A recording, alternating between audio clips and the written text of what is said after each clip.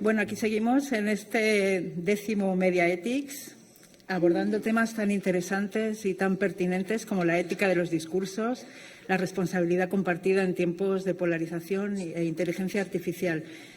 Es una alegría estar en un plenario de periodistas y docentes proponiendo alternativas. Este panel es de periodistas y docentes proponiendo alternativas, soluciones que son tan necesarias en este contexto, porque estamos en un mundo en crisis. Crisis geopolítica, crisis económica, crisis energética, crisis climática, crisis alimentaria. Y ante esta policrisis, ¿qué hacer? Hay quien propone una guerra sin fin, donde, por cierto, se utiliza la misma tecnología para el genocidio en Gaza que para las redes sociales, para alimentar el odio. Y luego hay quienes proponen soluciones poniendo la vida y el bien común en el centro. En concreto, desde la comunicación y la transición ecosocial, como es el caso. Tenemos hoy aquí periodistas y docentes planteando alternativas, como Manuel Chaparro, catedrático de Periodismo de la Universidad de Málaga y director de Comandalucía. Ha sido consultor de la Agencia Española de Cooperación en varios países de Latinoamérica, donde ha cooperado en proyectos de comunicación y reformas de políticas comunicativas. También ha asesorado en la reforma del audiovisual en Andalucía. Ha sido director y fundador de la Red de Medios Públicos y Comunitarios EMA-RTV y Onda Local Andalucía. Es autor de libros que versan sobre la distopía del desarrollo, una guía de transición ecosocial y principios éticos para nuestros medios y comunicación radical junto a Susana de Andrés. Investiga sobre comunicación y posdesarrollo, narrativas decoloniales y políticas públicas. Es además un comunicador radical y disruptivo, académico y hombre de acción como buen periodista y además buena gente. Lidia Peralta, voy a presentar a todas a la vez y luego vais a tener 15 minutos, ¿vale?, para hablar y luego para debatir y preguntar. Lidia Peralta es doctora en periodismo, periodista, realizadora de documentales y profesora titular en la Universidad de Granada. También pertenece a Comandalucía de la Universidad de Málaga, donde codirige el proyecto Indicador de Responsabilidad Mediática para la Comunicación de la Transición Ecosocial, que nos va a presentar hoy aquí, IMRESCOM, donde yo también aporto mi pequeño granito de arena. Sus principales líneas de investigación versan sobre la comunicación en la transición ecosocial y la representación de las migraciones y el género en el cine, algo muy necesario y que además aborda de una manera con mucha sensibilidad, Lidia. Isabel Macedo viene de Portugal. Es profesora auxiliar del Departamento de Comunicación e investigadora del Centro de Estudios de Comunicación y Sociedad de la Universidad de Miño. Es doctora en Estudios Culturales, licenciada y máster en Ciencias de la Educación. Fue co-coordinadora del proyecto Migraciones, Medios de Comunicación y Activismo en portugués, Descolonizar los paisajes mediáticos e imaginar futuros alternativos. Investiga sobre comunicación intercultural, perspectivas decoloniales, para explorar retos de las migraciones, algo muy actual, por desgracia, contemporáneas, y sus representaciones cinematográficas. Nos va a hablar sobre comunicación y migraciones. Y, por último, Eloísa Nos Saldás, catedrática del Departamento de Ciencias de la Comunicación de la Jaume I e investigadora del Instituto de Desarrollo Social y Paz. Imparte la asignatura, preciosa y necesaria asignatura, Comunicación para la Paz, en el Máster en Estudios Internacionales de Paz, Conflictos y Desarrollo de la Jaume I. Es autora del manual Comunicación Transgresora de Cambio Social y coautora de unas bases teóricas para orientarnos hacia la transformación social. Nos va a hablar sobre comunicación para la paz. Bueno, bienvenidas y comenzamos con Manuel Chaparro. Preguntaba ayer con Charroldán, ¿qué hacer? ¿Qué podemos hacer?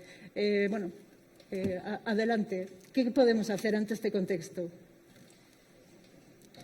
Pues muchas preguntas inquietantes para ver si encontramos respuestas, porque investigar es dudar y si no nos hacemos las preguntas correctas, igual no encontramos las respuestas correctas. Y muchas veces creo que las preguntas que hacemos no son las oportunas, ni las importantes, ni las correctas. Así que pensemos en las preguntas que nos hacemos. Bueno, buenas tardes ya es buenas tardes, ¿no? Buenas tardes a todas las personas que estáis aquí. Es muy agradable estar en la Universidad de Valladolid y especialmente en este campus de Segovia. Agradezco a la organización haberme convertido en un habitual de este campus, tan cálido, tan humano, voy a tirar la mesa, tan cálido, tan humano, y cosa que a veces se extraña en la universidad. Así que Susana, Belinda, Rocío y todos los que componéis el campus de Segovia, felicidades por lo que conseguís en el día a día. Es muy importante lo que hacéis. Y quiero aprovechar para dar las gracias también por su presencia a Madalena Oliveira, como directora del CES. Gracias por venir, gracias por seguir apostando por estos encuentros ibéricos. Eres nuestro nexo en Portugal, al igual que Carlos como director del SOCOM, al que si no lo veo le pongo falta y le preguntaré luego la lección. Tú me paras cuando sea, porque no tengo medida. Si violento los derechos humanos, violento los derechos de la naturaleza. Y si violento los derechos de la naturaleza, violento los derechos humanos. Y ese es el momento crítico en el que estamos. Por eso no podemos dejar de mirar una cosa sin la otra, porque todo está unido. Entonces, transición ecosocial.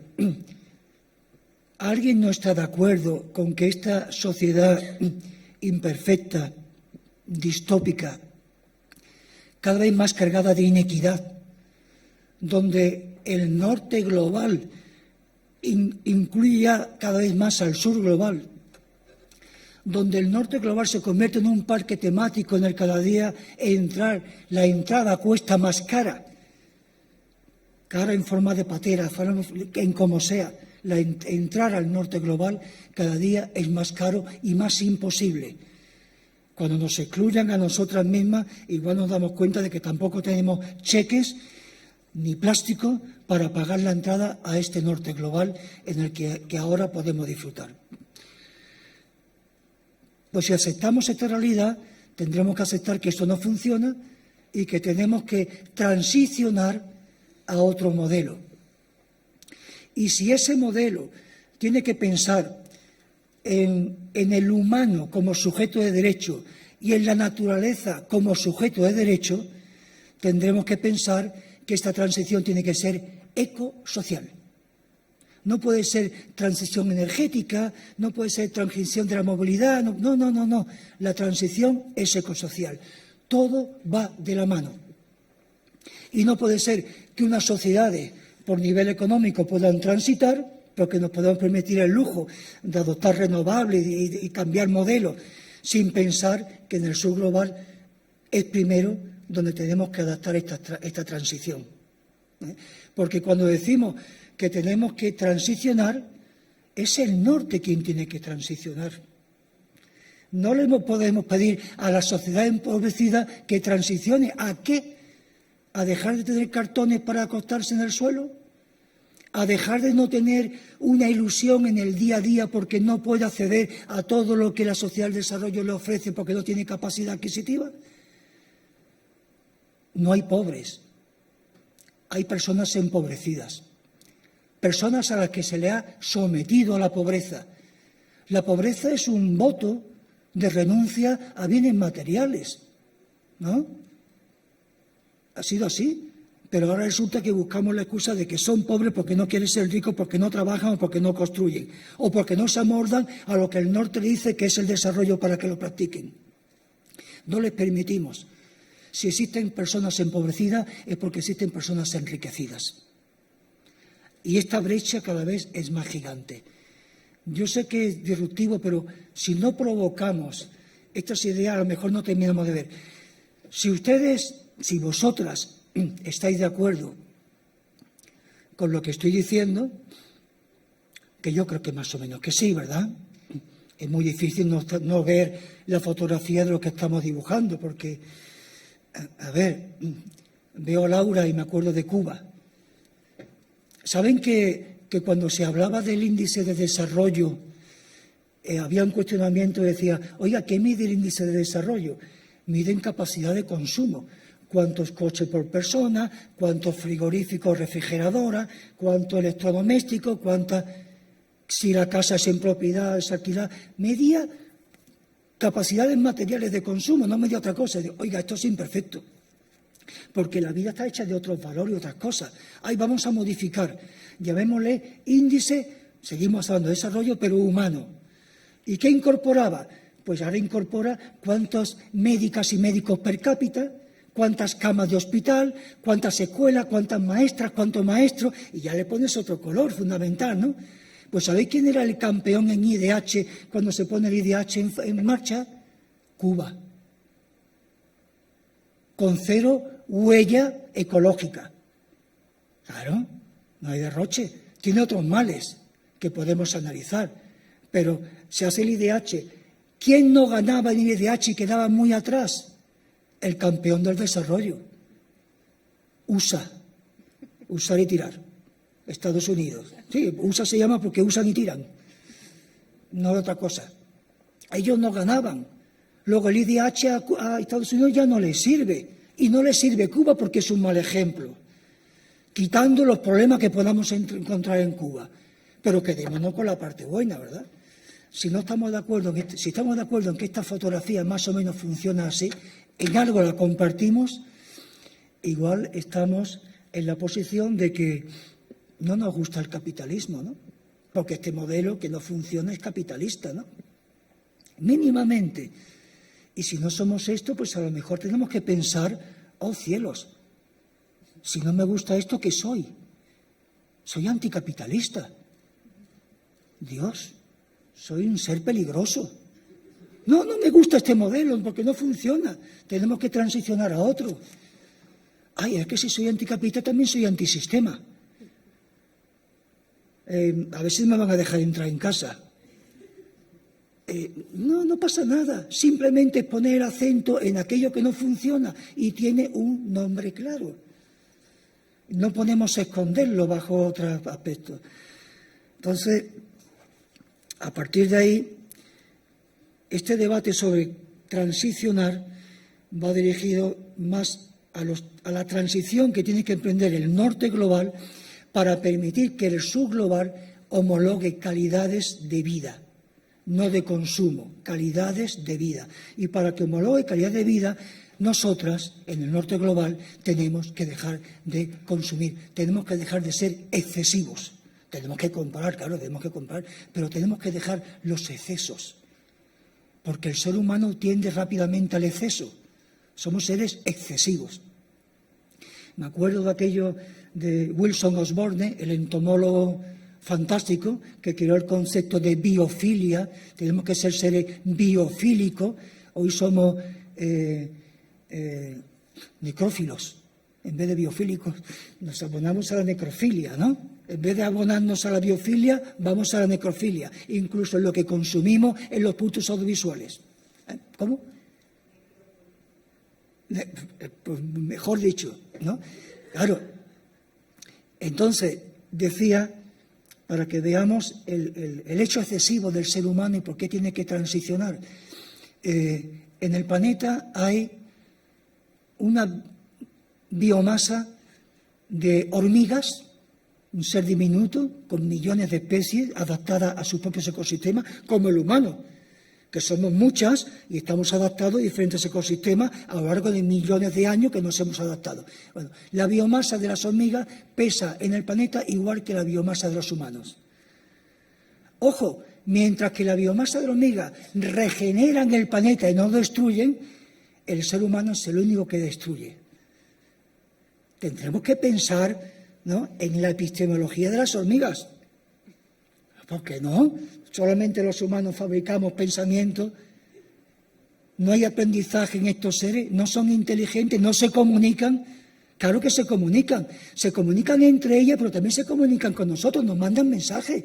El planeta nos manda mensajes todos los días. Lo que pasa es que no lo sabemos escuchar. De vuestra casa acá habéis escuchado pájaros que ni reconocéis, que se estaban comunicando, algo les pasaba, o estaban contentos, o se están reproduciendo, o se están llamando unos a otros. Somos parte de una misma naturaleza. Hay que recuperar esta sinergia y estas empatías con la naturaleza. A partir de ahí, por poner otro ejemplo, me voy a acordar de Chantal Maillard, que ha escrito unos libritos que me encantan, que se llaman 5 ratones ciegos, son 5 pequeños libritos, y uno de ellos lleva por título, que me llamó mucho la atención, y empecé por el segundo porque el título me cautivó, que dice, ¿cómo dice el libro? El hombre es hierba. Bueno, el hombre es hierba. Vamos a ver. Claro, esto nace de un silogismo de un científico poco ortodoxo, del que sus compañeros y compañeras académicas se reían o se mofaban, porque él siempre partía sus investigaciones de construir metáforas de vida, poesía, ponerle emoción a la investigación. Y él escribió un silogismo en un artículo suyo que decía: la hierba muere, el hombre muere, luego el hombre es hierba. Claro, el silogismo es tramposo, ¿no? Pero te provoca algo, porque si yo digo ahora, la naturaleza muere, el ser humano muere, luego el ser humano es naturaleza. Pues ahí estamos más encaminados, porque es lo que nos está pasando.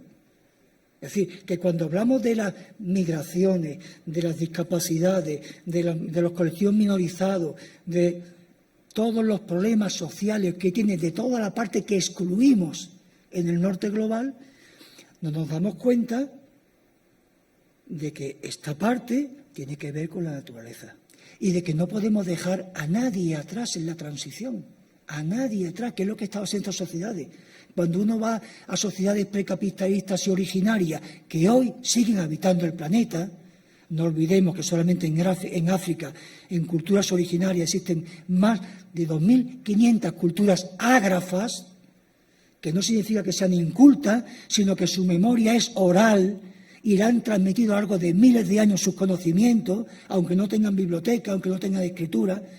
Son pensamientos que tenemos que poner en valor. En estas culturas nadie queda atrás. Hay que saber esperar, hay que evolucionar, hay que ir andando. Nosotros vamos a un ritmo acelerado y no nos importa quién queda atrás. Y atrás cada vez queda más gente. Esto también es transicional. Entonces, transicional cruza todos los ejes que están en vida y a los que tenemos que acoplar a este modelo. Ahí nos importa la soberanía alimentaria. No que nos digan que tenemos que comer, sino que sepamos que tenemos que sembrar para comer. Ahí importa el cuidar la naturaleza, pero importa cuidar lo humano, la sociedad de los cuidados.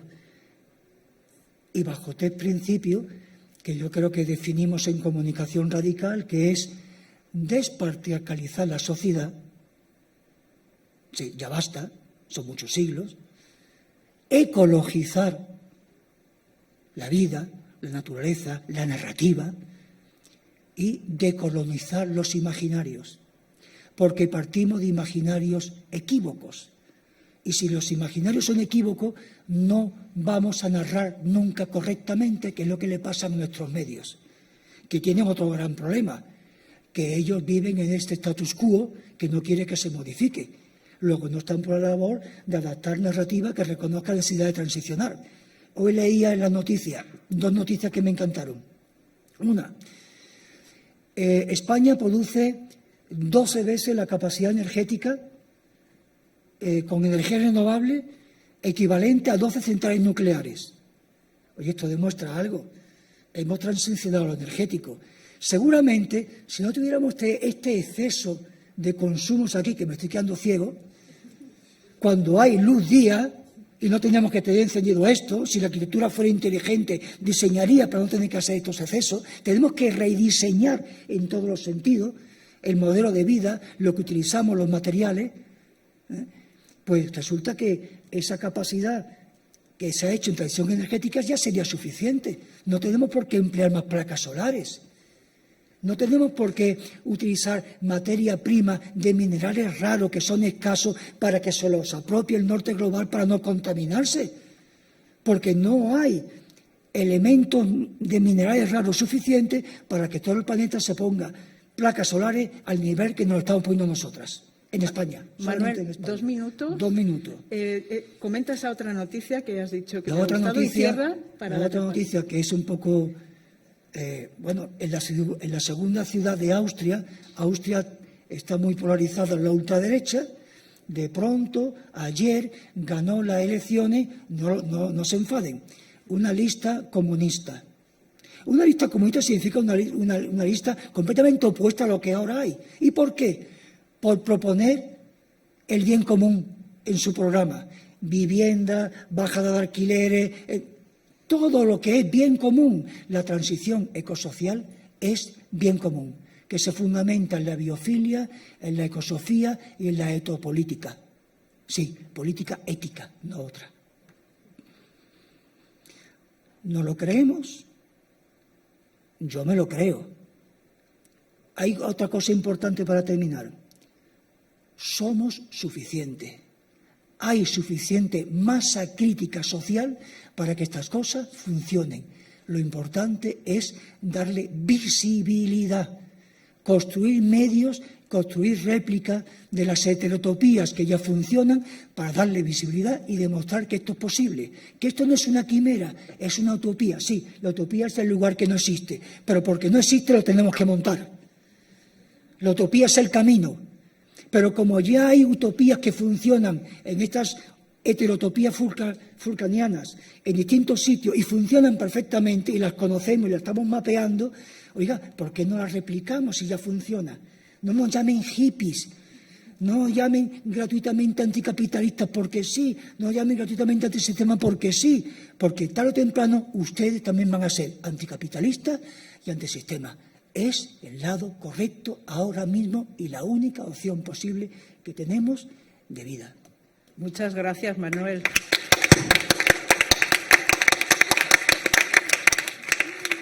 Bueno, y te tomo la palabra y te tomo el relevo con las noticias, porque yo hoy he visto una noticia, como es una mesa de periodistas, hoy he visto una noticia que es la apertura del Financial Times, nada más y nada menos. OpenAI, o sea, ChatGPT, propone ceder a la administración Trump una participación del 5%. Lo dejo aquí para que lo pensemos, lo maduremos y bueno, simplemente una consigna que me surge sobre la marcha. Bueno, esto es un panel incómodo. Nos dijeron el primer día que seamos incómodos con este tema de la IA y este es un panel incómodo. Acabamos de escuchar a Manuel. De la transacción del capital a la transición ecosocial. Ahí le doy la mano a Lidia. Adelante, Lidia. Manuel, muchas gracias. Me comentaba antes, dije, he tomado unas notas aquí, pero no sé cómo las voy a poner en orden a la hora de articularlas. Me he comido todo. Bueno, yo creo que no necesitas notas porque tienes la cabeza muy bien amueblada y la verdad es que es un privilegio pues andar el camino de las reflexiones de tu mano, de tu pensamiento disruptivo. Quería comentar esto y también agradecer a todo el equipo que detrás de la organización de este congreso, que se ha aventurado a organizarlo y reconocer pues toda la inversión de energía, de esfuerzo, de muchas veces trabajo silencioso, ¿no? Creo que tenéis aquí también un equipo muy compacto de personas muy competentes y que os cuidáis mutuamente, ¿no? Entonces, la organización de este evento es muy representativo con las temáticas que habéis elegido. Mi intervención conecta con la de Manuel Chaparro. Formo parte también del grupo LabCom Andalucía y juntos codirigimos con un equipo estupendo de personas pues, este proyecto nacional que es Índice de Responsabilidad Mediática para la comunicación de la transición ecosocial, que viene a decir que intentamos generar una herramienta para ver cómo los medios generalistas se están comprometiendo o no comprometiendo con la comunicación de la transición ecosocial, que ya has conceptualizado pues perfectamente y no quiero tampoco incidir mucho en este asunto, pero entendámoslo de una manera muy fácil, muy sencilla, como todos esos procesos, iniciativas para transicionar hacia sociedades más justas, ecológicas, feministas, integradoras, ¿no? Diversas. Y hacerlo desde este paradigma que lleva la justicia social y la justicia medioambiental, porque la crisis medioambiental en la que estamos insertas comparte causas estructurales. Es también una crisis política, económica, cultural y posiblemente y sobre todo de valores. Nosotros nos hemos llevado este concepto, además estamos luchando mucho por introducir este concepto, somos muy críticos con el término sostenibilidad, porque muchas veces se utiliza como un cajón desastre, todo es sostenible y en el fondo si lo analizas nada lo es. Todo es feminista y en el fondo si lo analizas no lo es.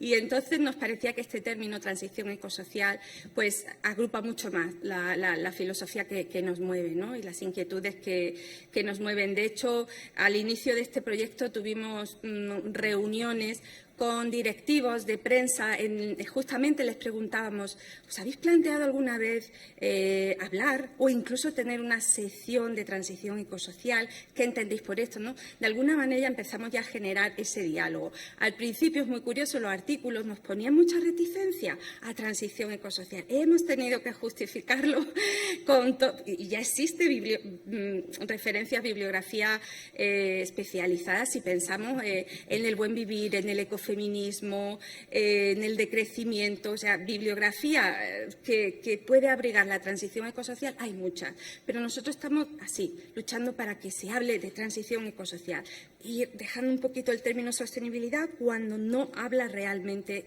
no puede ser sostenible lo que está destruyendo el planeta, ¿no?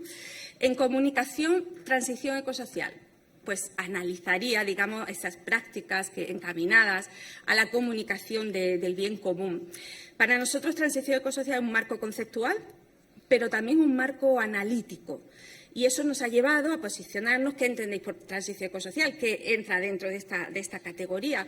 Y ahí ya pues hemos incluido pues tanto temas medioambientales como temas sociopolíticos, ¿no? Cuando hablamos de género, de la comunidad LGTB, de otros grupos minorizados, pero también tiene que ver con temas de transparencia, de democracia, tiene que ver también con cuestiones económicas, la economía circular. Siempre llevemos de la mano a los animales no humanos, por favor, el bienestar, ¿no?, de animal, todo eso, en eso nos fijamos cuando analizamos.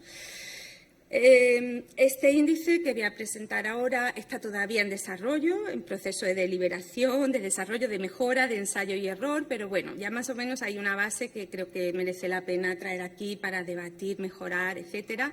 La idea es, al final, tener un índice pues que sea, en la medida de lo posible, de mayor fácil manejo posible, que sea replicable, ¿no?, que pueda también aplicarse en otros países, en otros contextos culturales.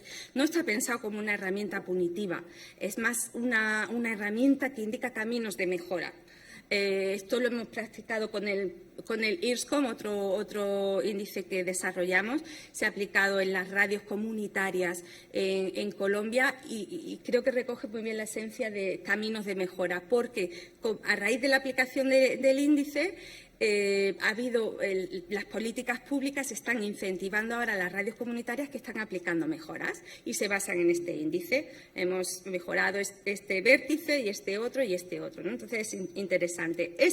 De momento, está compuesto por 3 dimensiones y de 18 subindicadores. Las 3 grandes dimensiones, medir aspectos que tienen que ver con la institucionalidad de la transición ecosocial. Ahora doy algunos ejemplos. Con la identidad editorial y con la implementación informativa, ¿no?, cómo cubren todos estos temas. Para desarrollarlo, en primer lugar, obviamente la literatura científica, luego desarrollamos un método Delphi con un panel de 10 personas expertas que nos ayudaron a validar las variables.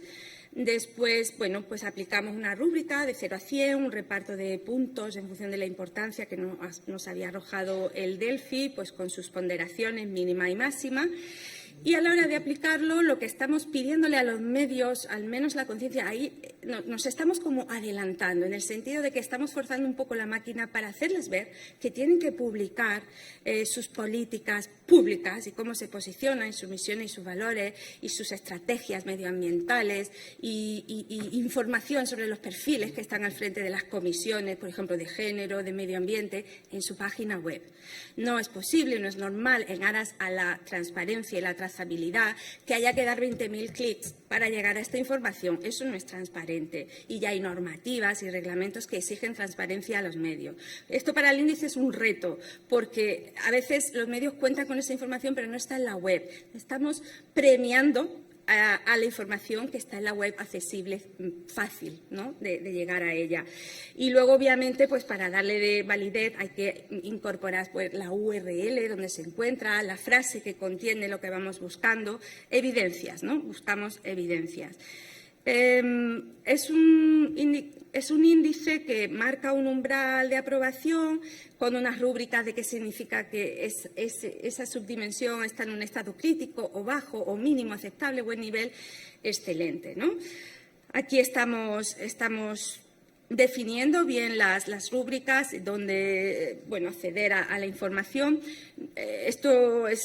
Lo he traído así tal cual para que veáis un poco la amalgama de subindicadores en los que estamos. No los voy a comentar todos, pero sí algunos que creo que son bastante representantes de lo que vamos buscando. Por ejemplo, si existen comités, consejos o comisiones especializadas de alguna manera en transición ecosocial.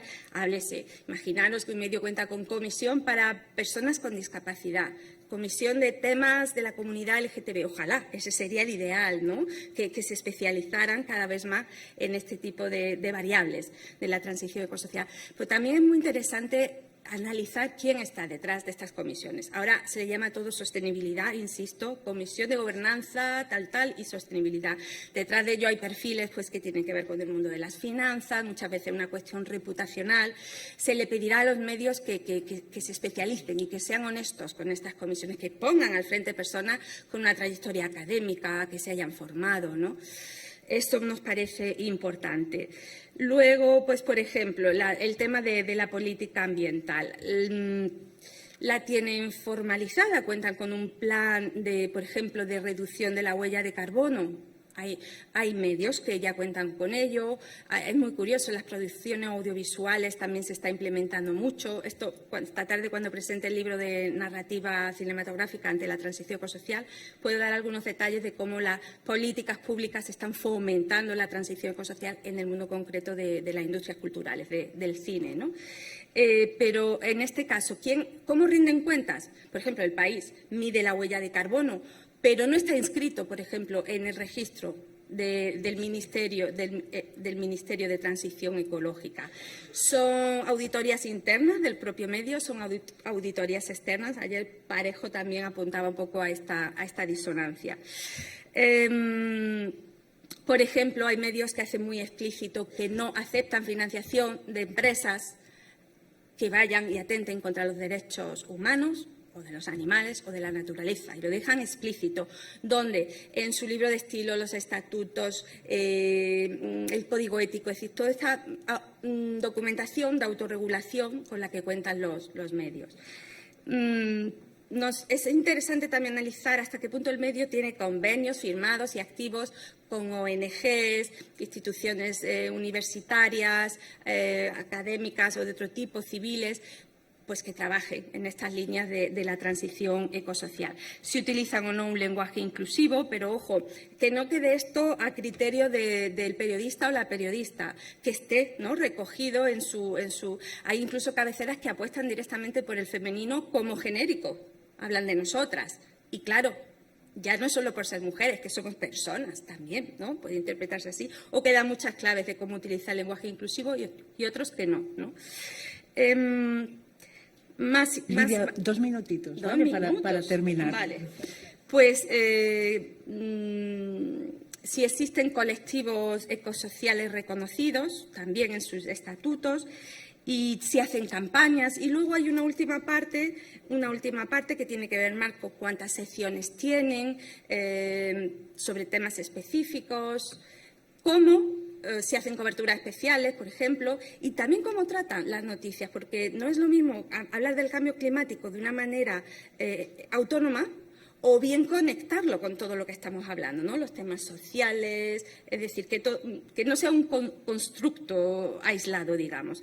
Bueno, he traído este pequeño ejemplo, la aplicación del índice a dos periódicos con patrones inversos. Uno es el salto, digamos que el negro es los resultados, el verde es el mínimo alcanzable y el azul el máximo. Cuanto más se acerquen al azul, al vértice azul, más cerca están de ese posicionamiento ecosocial. Entonces, el salto tiene una alta identidad y performatividad y una alta implementación en las coberturas y todo ecosocial, pero tiene una baja institucionalidad formal. ¿Por qué? Porque lo hacen todo de manera natural, está todo integrado, forma parte de su ADN, no tienen como tal comités especializados y tal, pero está. Y el país es el patrón contrario, está mucho más formalizado, pero no tienen, digamos, la identidad ecosocial bien definida y, por supuesto, no es débil, ¿no? De manera que, bueno, ojalá que este índice, que todavía estaba en desarrollo, como indico, pues pueda permitir que pasemos a hablar de cuánto hablan los medios del medio ambiente, porque hasta ahora casi todo ha sido análisis de contenido, a preguntarnos cómo estructurar los medios, el mundo, desde la justicia ecosocial, ¿no? Es una herramienta híbrida que mezcla análisis de contenido, auditoría organizativa y también evaluación normativa. Y también nos hace pensar que los medios no pueden evaluarse solamente por el contenido, por los contenidos, que hasta ahora es donde más se han volcado las investigaciones, sino por su grado de institucionalidad organizativa y coherencia estructural interna. He de decir, no me da tiempo a presentarlo, que estamos también elaborando como otro índice mucho más simple, que es más para hacer como análisis de contenido de piezas informativas, reportajes, noticias, etcétera, y que está muy vinculado con el concepto de transición, o sea, de comunicación antídoto que estamos trabajando y en la que creemos firmemente. Hay que cambiar el paradigma de la comunicación y pensamos que esta herramienta, que también la voy a llamar así, podría andar el camino, ¿no? Aquí en esta mesa hay trabajos que van también en esa línea. Ojalá que encontremos así caminos de confluencia. Si acaso esta tarde en la presentación del libro, si vais, pues puedo explicar un poquito más cómo transicionar a la comunicación antídoto. Muchísimas gracias.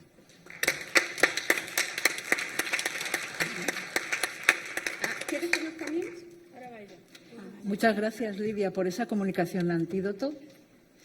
Y por ese proyecto tan necesario que son los indicadores mediáticos de transición ecosocial, porque ciertamente los medios necesitan cambiar a nivel ético, sobre todo, y en temas como, por ejemplo, las migraciones. Tenéis, por cierto, un trabajo junto con Susana de Andrés sobre migraciones y derechos humanos en los medios de comunicación. Simplemente, muy rápido, si lo quieres comentar. Bueno, la principal conclusión a la que se llegó es que en el análisis de la cobertura mediática sobre artículos que tratan los temas migratorios no se nombra, es ausente. Esto fue un hallazgo que realizó Susana y en el que se quiso profundizar a través de una investigación previa, ¿no?, que le llamó mucho la atención. No existe la palabra derechos humanos, es casi ausente cuando se cubren temas de migración. Eso ya no está dando el marco operativo desde el que se funciona. Y sobre ese tema trabaja también una persona que está aquí con nosotros, que es María José Guerra, desde la Universidad de La Laguna. Así que, bueno, hay muchas sinergias aquí. Sobre comunicación y migraciones nos va a hablar Isabel Macedo desde Portugal. Adelante, por favor. Muchas gracias. Buenas tardes a todas las personas. Voy a intentar hablar en español. Pido perdón por algún error que pueda hacer. Quisiera comenzar agradeciendo, muy sinceramente, a la organización de este congreso y en particular a Susana y su equipo, todo su equipo, por la invitación también y por el extraordinario trabajo que han realizado en esta organización. Es un verdadero placer compartir este espacio de reflexión con personas con quienes aprendo muchísimo, siempre, desde el contacto con el proyecto de que voy a hablar. La comunicación que presento hoy forma parte del proyecto Migra Media Acts, Migraciones, Medios y Activismos en Língua Portuguesa, decolonizar paisajes mediáticas, imaginar futuros alternativos. Y es un proyecto desarrollado en el Centro de Estudios de Comunicación y Sociedad de la Universidad de Minho. E, portanto, é um projeto que, entre outros objetivos, procurou contribuir à decolonização de los paisajes mediáticos. Sabemos, a partir de muitos e numerosos estudos realizados em Portugal, que as representações mediáticas das migrações continuam marcadas por desigualdades, estereótipos, invisibilidades, por vezes hipervisibilidades. E as pessoas migrantes aparecem com frequência associadas à criminalidade, às crises ou à pressão sobre os serviços públicos também. Suas vozes siguen estando pouco presentes e, quando aparecem, rara vez participam como sujeitos ativos na construção de los relatos. Um estudo recente da entidade reguladora da comunicação social em Portugal mostrou que esta realidade é presente. Sin embargo, hoy me gustaría desplazar ligeramente esta cuestión de la representación para preguntar qué aprendemos cuando escuchamos las historias de vida de quienes producen otras formas de comunicación, de memoria y de acción colectiva.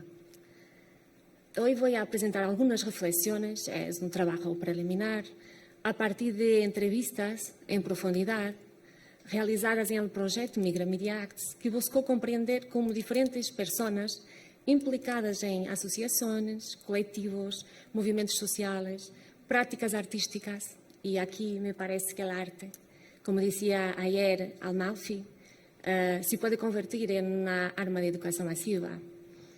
¿Cómo es que estas personas participan en los medios y construyen narrativas sobre ciudadanía, memoria, pertenencia y justicia social? Para pensar esta pregunta y esta reflexión, me apoyo en 4 ideas que me parecen dialogan entre sí. La primera procede de Édouard Glissant y de su defensa de una poética de la relación y del derecho a la opacidad.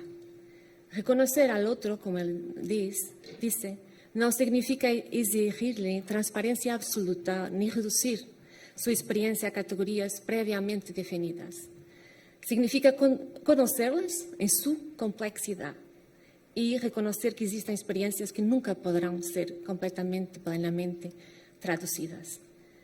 Que es importante escuchar las memorias vivas, que son las memorias que emergen de grupos que son históricamente marginalizados, no solo complementan, que esas memorias no solo complementan la memoria oficial, muchas veces la contradicen, revelan sus silencios y cuestionan aquello que se discutía en la esfera pública.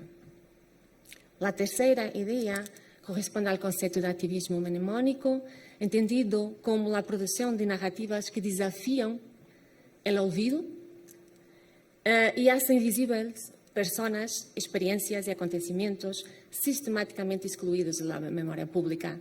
Después, si tengo tiempo de puedo dar algunos ejemplos. Finalmente, recupero la noción de las insurrecciones micropolíticas de Fernando González, que no habla con esta idea de grandes revoluciones institucionales, pero de pequeñas acciones cotidianas, las que transforman modos de vida, crean nuevas formas de relación y abren posibilidades de cambio social. Todas estas perspectivas comparten una idea fundamental. Desplazan nuestra atención de las representaciones hasta las relaciones, desde la memoria oficial hasta las memorias vivas y, sobre todo, hasta una ética de la relación. Nosotras realizamos 7 entrevistas en profundidad con personas migrantes, personas racializadas y minorizadas, vinculadas a organizaciones como la Casa do Brasil, en Portugal, la de JAS, que es la Asociación de Afrodescendentes, SOS Racismo, así como con artistas y activistas que desarrollan un reconocido trabajo en los ámbitos de la cultura, la educación y los derechos humanos. De estas personas, apenas María Gil, no tienen experiencias migratorias. Como ella se define, Es una ciudadana portuguesa, pero es una mujer y gitana. Las entrevistas fueron analisadas mediante un análisis temático. Estas son aún categorías preliminares. Y nuestro interés es en comprender cómo estas personas producen conocimiento, construyen memoria y participan en la transformación social. Del análisis emergieron varios temas. Me gustaría hablar de todos y demorar hablando de la vida de estas personas. Pero hoy no me detendré únicamente en los temas de la invisibilidad en los medios, visibilidad y hipervisibilidad otras veces, y en el activismo mnemónico y el artivismo. Sobre la invisibilidad en los medios, las entrevistas muestran que la relación con los medios de comunicación está marcada por una tensión permanente.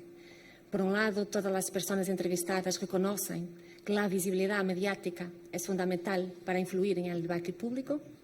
Por otro, esa misma visibilidad continúa siendo profundamente desigual y condicionada por relaciones de poder.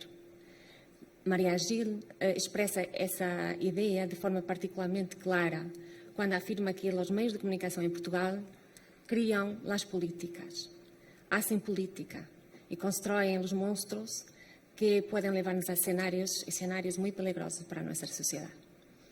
Esta afirmación nos recuerda que los medios son espacios donde se construyen imaginarios colectivos, como hablaba Manuel, donde se construyen visiones de la alteridad que merece reconocimiento y que continúa siendo percibido como una amenaza o un problema social.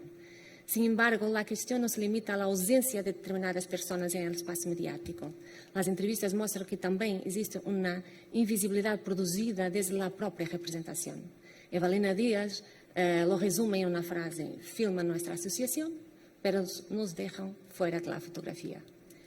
La entrevistada revela una forma de invisibilización que no consiste en no aparecer, sino en aparecer sin voz, agencia o en la construcción de la narrativa. En ese sentido, las entrevistas invitan a desplazar el debate para la participación posible de esas personas en la esfera pública. O sea, quien produce las narrativas, quien interpreta la realidad y quien tiene legitimidad para hablar en nombre propio. Esta preocupación también aparece en el testimonio de Cíntia de Paula, quien reconoce haber ocupado, en el momento de la entrevista, ella era directora de Casa de Brasil, ocupaba un lugar relativamente visible en los medios, pero subraya inmediatamente que esa visibilidad sigue siendo un privilegio de clase. Y aparece en las palabras de Mónica de Miranda cuando explica que el reconocimiento artístico internacional le ha dado más visibilidad, pero no siempre son los temas que trabaja que se hacen visibles.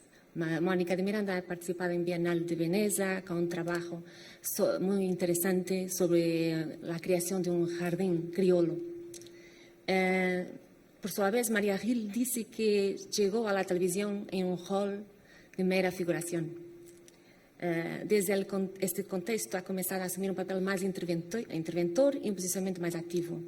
Directora de escena en el teatro, creó, por ejemplo, una pieza sobre la historia gitana en Portugal.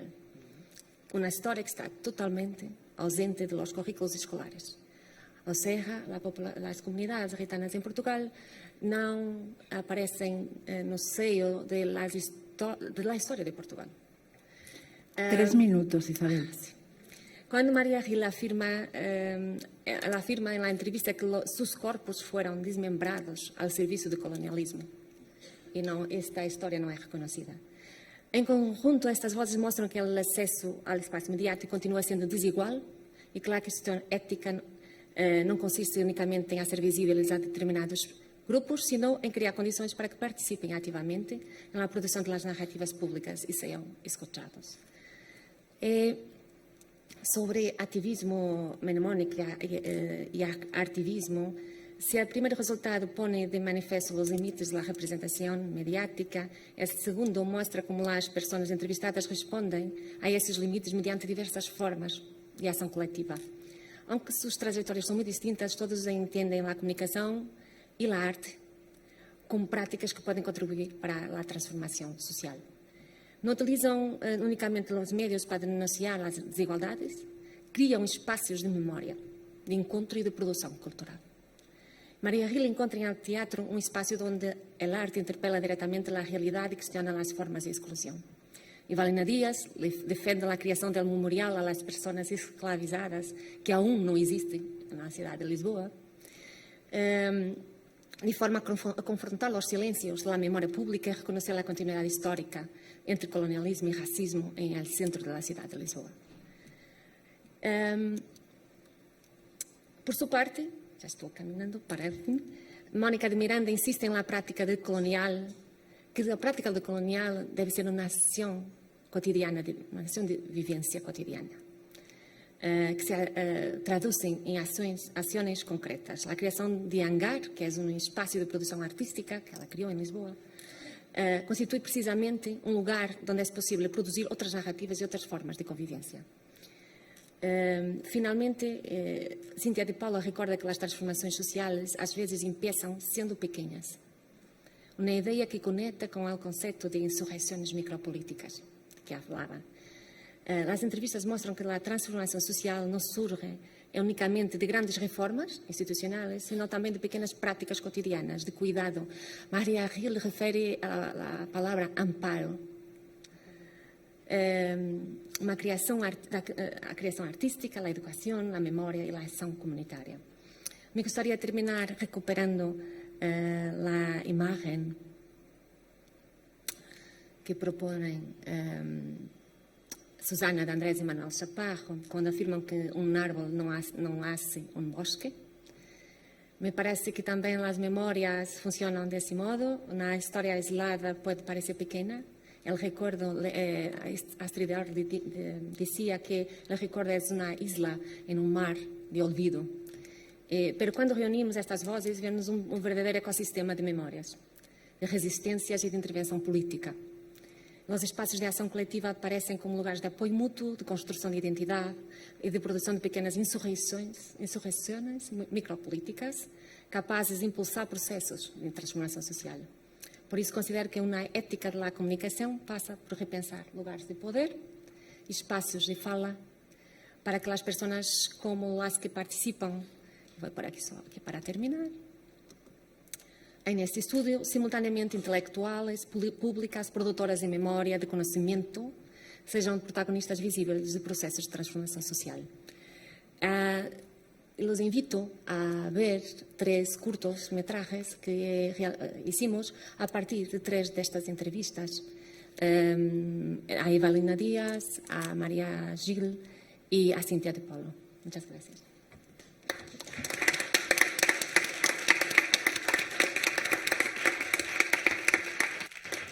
Muito obrigada, Isabel. Nos quedamos con esa idea bonita del bosque y de Somos Hierba que comentaba Manuel Chaparro. Arte y emociones para comunicar con ética sobre migraciones y también sobre paz, que es de lo que nos va a hablar ahora Eloísa. Es una pena no tener más tiempo para seguir hablando de estos temas, la verdad, pero seguiremos hablando.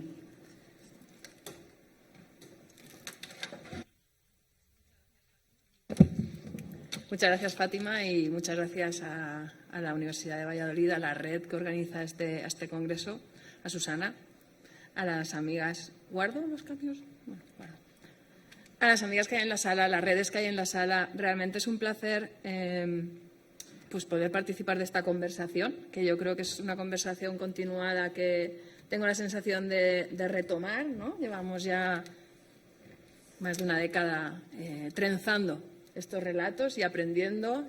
Para mí retomo desde lo que comentaba Manuel y esa mirada, ¿no?, tan fundamental que enmarca la mesa de la transición ecosocial que también Lidia ha planteado tan claramente. Y ahora escuchando a Isabel, porque hablar de comunicación para la paz se puede hablar desde muchos lugares, de muchas maneras, desde muchos diálogos, y justamente escuchando a Isabel pensaba que podría haber empezado perfectamente hablando desde el testimonio ético, ¿no? También hay compañeras en la sala que lo han trabajado y creo que el testimonio ético, que estaba en la base de lo que Isabel nos estaba contando, trenza muy bien esa síntesis, ¿no?, de qué es la comunicación para la paz. que en pocas palabras podríamos decir, retomando un poco lo de la mesa, que es coherencia y no violencia.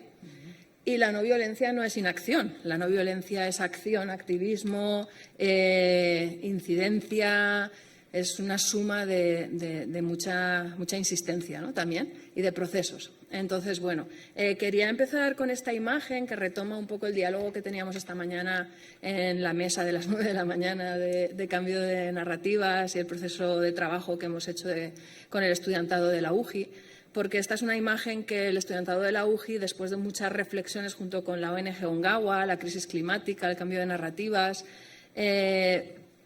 diseñó de alguna forma como para explicar, ¿no?, esa conexión que muy bien explicaba Manolo, ¿no?, entre Somos Naturaleza, que se inspira de alguna manera en esta otra viñeta.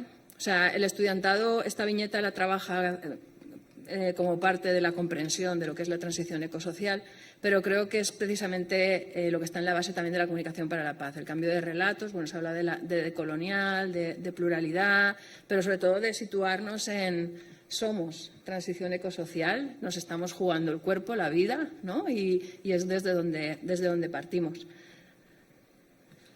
Entonces, quería partir justamente para hablar de comunicación para la paz y en el marco del Congreso, ¿no?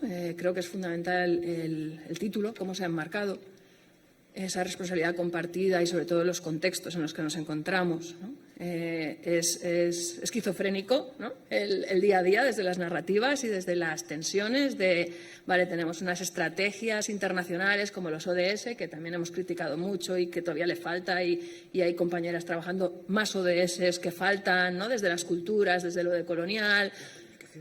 Exacto. Pero al mismo tiempo, bueno, pues ahí está.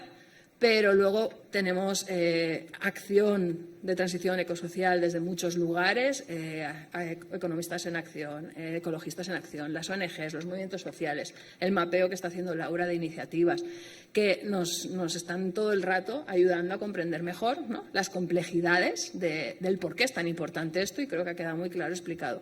Pero luego, bueno, pues tenemos otros discursos desde otros lugares, tanto por las complejidades, ¿no?, que puede tener el campo, la incomprensión de lo mal que a veces lo contamos y el que parezca que es agredir, ¿no? Estamos agrediendo a veces pidiendo que no se nos mate a través de las ensaladas, pero parece que estamos agrediendo a la base de esas ensaladas, ¿no?, que al final son nuestras agricultoras, nuestros agricultores, nuestro campo. Entonces, la importancia de dialogar en el no estar de acuerdo, ¿no?, en encontrar el consenso. Y desde las diferencias de necesidades, porque a veces no es solo no estar de acuerdo, es que a veces es muy complejo. Y si encima luego pues ya entran intereses políticos, intereses privativos, pues entonces ya la hemos liado, ¿no? Aquí está la mesa de ecologetas, según algunos partidos políticos, que pues aquí estamos para lavaros el cerebro. Entonces, ¿desde dónde explico yo la comunicación para la paz? Que lo podría explicar desde muchos lugares, desde muchos autores, es complejo, pero sí que quería explicarlo un poco desde ahí, ¿no? Desde los escenarios que interactúan a la hora de plantearnos qué mundos queremos, ¿no?, y en este marco de qué transición ecosocial necesitamos, y que según desde donde lo miramos, pues interactúan la educación, interactúa la política, la economía. Y lo bueno, y yo creo que se ha dicho aquí, ¿no?, que es la comunicación para la paz, ir desde las causas de las violencias que sufrimos en el día a día en todos los lugares del mundo hacia las propuestas y las posibilidades, ¿no?, que creo que también lo ha explicado muy bien Manuel, y hay muchas compañeras en la sala que lo están trabajando. Y hay muchas opciones, ¿no? Yo creo que eso es fundamental. En parte, la comunicación para la paz trabaja desde el cambio de relatos, el cambio de narrativas y lo importante que es el cambio del marco o el enfoque desde el que contamos las cosas o intentamos entenderlas, ¿no? Se ha explicado aquí el enfoque que dan a veces los medios tradicionales masivos o lo que el algoritmo le puede interesar, que suele estar más en línea con la controversia, la crisis malentendida, ¿no?, porque sabemos que las crisis son buenas como aprendizaje y se puede ver desde lo positivo, pero la crisis constante desde el desgaste y el desánimo. El conflicto mal entendido también, porque el conflicto es natural y todo depende de cómo lo abordemos, ¿no?, y de que seamos capaces también de aprender desde ahí.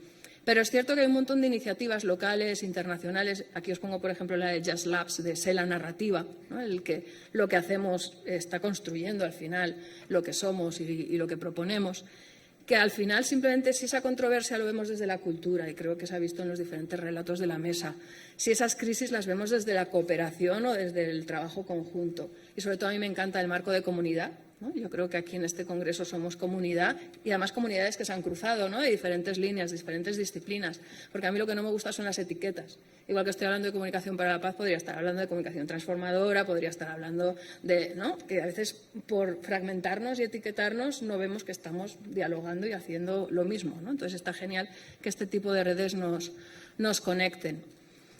Entonces, a mí me gusta mucho el trabajo, por ejemplo, de Manuela Mesa y Laura Alonso, cuando analizaron qué marcos representativos había detrás de cómo habíamos abordado en España, en Europa, sobre todo, por ejemplo, la crisis de la pandemia, del COVID, ¿no? Dialogando con otras tradiciones previas, como las de cómo se había comunicado el desarrollo, la cooperación, con el Finding Frames, que se había trabajado qué marcos habían usado para hablar de la pobreza, para hablar de la cooperación. Al final, a mí lo que me gusta ahí, y lo que creo que también es la comunicación para la paz, es ser muy conscientes de ese iceberg, ¿no? de las violencias, ese iceberg de que en función de cómo enmarcamos las cosas, ¿no? Pues si, por ejemplo, usamos un padre estricto del ejército para explicar cómo estar en una sociedad segura, pues los valores que hay bajo no son los mismos que si usamos los de una familia que se cuida, la de los cuidados, la de la comunidad. Y eso es clave, y eso está en todo, ¿no? Yo lo trabajo con mi estudiantado de publicidad, pero trabajo con los estudiantes de estudios de paz que vienen de todo tipo de disciplinas, porque al final cómo abordo yo mi profesión, cómo abordo yo, cómo cuento las cosas, cómo abordo yo todo, está creando, ¿no? Esas raíces también de cuáles consideramos que son los valores y las emociones que definen nuestras sociedades. Eloísa, quedan 5 minutos para Perfecto. las 2. No quiero que te dejes nada en el tintero, que es muy interesante. 5 por minutos. favor. Perfecto. Entonces, esto es un poco la síntesis, que es un poco lo que yo pensaba cuando lo preparaba. Podemos estar años hablando de todo esto, pero simplemente para ver un poco a qué nos referimos, ¿no? Como comunicación para la paz. Por supuesto, necesitamos trabajar desde marcos transformadores que creo que en esta mesa se han planteado, ¿no? Y esto, igual que aquí los pongo así, igual mañana los cambio. Pero al final sí que creo que la paz cultural, ¿no? Es decir, al final ser conscientes de las violencias simbólicas, estructurales, directas, cómo están conectadas, ¿no? Cómo desde lo cultural se justifica todo lo demás. Y esas pirámides del odio, ¿no? Que tenemos tan claras, que al final tanta discriminación o mala representación deriva en holocaustos. Entonces, eso hay que tenerlo clarísimo. Pero hay muchas capas, ¿no? Hay muchas capas desde las que trabajar esto. Y esos marcos están conectados con valores que pueden ser movilizadores, pueden ser de los cuidados, pueden ser inclusivos, pueden ser universales, pueden ser emancipadores, y seguro que los podemos discutir y ampliar un montón. Yo uso estos ahora porque me gusta mucho, porque viene de este proyecto de Manuela Mesa y el CEIPAZ también, de 1.250 mujeres tejiendo la paz. Entonces, son valores extraídos de acciones reales, transformadoras en todo el mundo, que han cambiado cosas, ¿no? Y desde la paz. Entonces, a mí me gustan por eso, pero seguro que se pueden ampliar y discutir y dinamizar. Entonces, aquí viene la parte sesuda, que no nos da tiempo y que os paso referencias si a alguien le interesan. Y además creo que es lo sesudo porque podríamos estar días, ¿no? Porque el concepto original de imaginación moral o ética, ¿no? Los autores originales hablan de moral, pero nosotros usamos ética en mi equipo, en los trabajos que venimos haciendo. Al final, lo que nos preocupa es cómo imaginar esos futuros posibles, que son posibles y que existen además ya en muchos lugares, la importancia de esa imaginación para crear desde una sensibilidad ética que nos haga sentir la injusticia, ¿no? Y actuar frente a ella de manera colectiva y, por tanto, pues eso, cómo se conecta el tipo de enfoques con los escenarios que creamos, con las emociones que activamos, y para eso nosotras, pues sobre todo eso, creo que los relatos, el cómo plasmarlo, es que es complejo, ¿no? Vale, podemos estar de acuerdo en lo que estamos diciendo, pero tú luego lo intentas explicar. Y lo que decía también antes Manuel, aquí parece que más o menos puede haber cierto consenso, al menos hacia dónde vamos, pero no siempre lo hay, ¿no?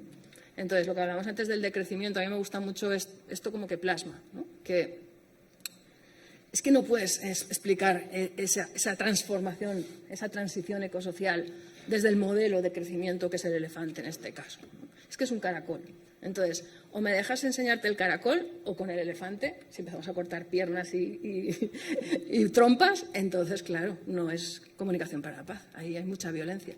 Aunque siempre decimos que arrancar las malas hierbas implica cierta violencia, ¿no? Implica cierta incomodidad, cierta fricción.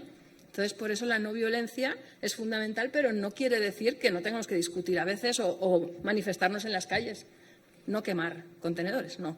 Pero sí que, ¿no?, hacernos visibles. Entonces, claro, ahí hay muchos matices. Entonces, nada, como podéis acceder a la presentación, ¿vale? Simplemente quería que nos planteáramos toda esa complejidad que hay ahí, ¿no? Porque podemos estar de acuerdo, pero hay tantas formas de nombrarlo, tantos materiales que existen, ¿no? Y lo que estamos intentando es eso, como que abrir ventanas, transferir opciones y sobre todo mapearlas y conectarlas, que yo creo que es lo más chulo de estos materiales. Los tenéis en abierto todos, en el repositorio UGI. Pero hay un montón de proyectos ya, ¿no? Que están intentando decir eso. Decir, a ver, es que esto al final es política, la política es cómo queremos que sean las cosas, es una ética compartida como estamos viendo en este congreso, y hay un montón de formas de mostrarlo, porque al final lo importante son las causas, ¿no? Y cómo, si sabemos por qué está pasando esto, podremos saber cómo podemos actuar frente a esto. Entonces, nada, simplemente ahí quería cerrar un poco con la economía social y solidaria, por ejemplo, ¿no? Es decir, que a veces ha empezado Manolo diciendo anticapitalismo, antisistema, pero es que al final ese es el marco gordo, ¿no? O sea, si tú no discutes el modelo económico que tienes y eres consciente de que pueden haber modelos en los que al final la persona está en el centro, el planeta que somos nosotras, ¿no? Es decir, la vida esté en el centro, los cuidados estén en el centro, no puedes no hablarlo. Entonces, la comunicación para la paz es sacar esas conversaciones incómodas, buscando las conexiones y trenzando los puentes para encontrar el consenso desde necesidades distintas e incluso desde intereses distintos. Muchas gracias.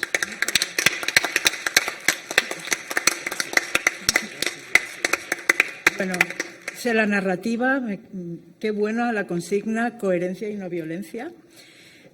No sé si tenéis una preguntita rápidamente, porque se han planteado tantas cosas tan interesantes. Si alguien tiene una pregunta, yo creo que merece la pena plantearla antes de irnos a comer. Y si no hay preguntas… Mientras hacen preguntas, no, solamente una cuestión para defender la narrativa que creo que incluye a toda la mesa, o dos. Una es que desde el periodismo, y ya que estamos en la academia, tenemos que empezar a practicar una frónesis ética de la narrativa. Es decir, llevar a la práctica las cosas, no dejarlas solamente en la teoría. Eso me parece importante, este concepto de la practicidad, de la frónesis que tenemos que poner en marcha. No nos quedemos en la teoría bebe de la praxis y tenemos que retornar de la teoría a la práctica otra vez.